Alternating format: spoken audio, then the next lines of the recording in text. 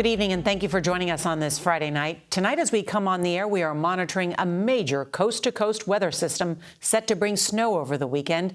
And in just a moment, our CBS News investigation looking into why a growing number of kids in school, some as young as 5, are being hauled away in handcuffs. But first, Brittney Griner is back in the United States one day after being released from a penal colony in Russia. The WNBA star and two-time Olympic gold medalist touched down this morning in San Antonio, Texas, where she was reunited with her wife.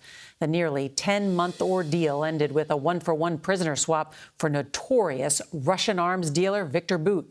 Russian President Vladimir Putin saying today the future trades are possible. CBS's Weijia Jiang will start us off tonight from the White House. Good evening, Weijia.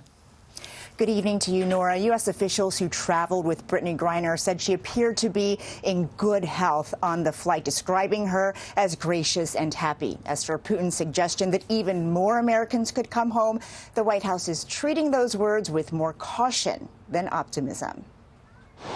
After a grueling stint in a Russian prison, doctors are evaluating Brittney Griner at Brooke Army Medical Center in San Antonio. She landed in Texas this morning. She has been reunited with her wife, Sherelle. U.S. officials who met her on the ground said she was in very good spirits, appears to be in good health. For the first time, a glimpse into Griner's life behind bars, doing hard labor and sleeping in a bed far too tiny for her 6'9" frame.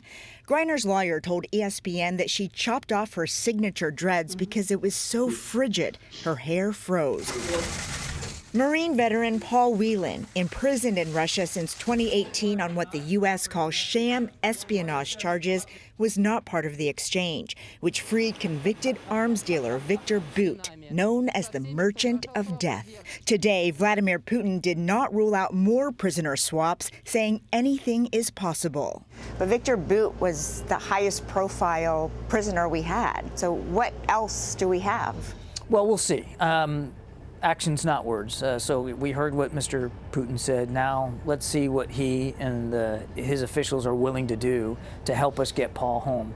A U.S. official tells CBS News that over the summer, Moscow proposed trading Whelan for a Russian assassin who is serving a life sentence in Germany, convicted of murder. The U.S. had no power to release the prisoner, and Berlin refused. Whelan's sister Elizabeth says President Biden called her, vowing not to leave him behind.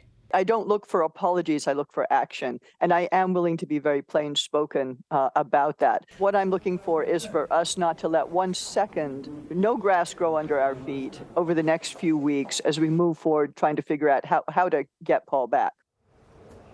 The loudest critics of the Bout-Griner swap are Republicans who say this trade was just not fair to the U.S.